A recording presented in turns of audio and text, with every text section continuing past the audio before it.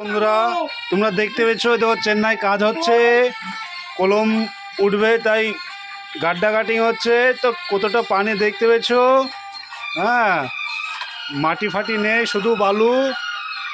এই দেখো একজন তুলে দিচ্ছে আর একজনে দেখো দেখো বালতি নামাচ্ছে, দেখো হ্যাঁ বালতি দিয়ে করে তুলে দিচ্ছে। এখানে হচ্ছে কাজ,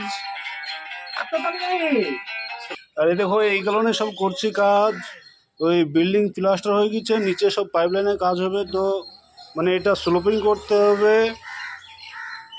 তো ওই সব মানে কাজ হচ্ছে। এই যে সব প্লাস্টার সব শেষ হয়ে গেছে, এই যে এসবগুলো সব সাইড করতে হবে,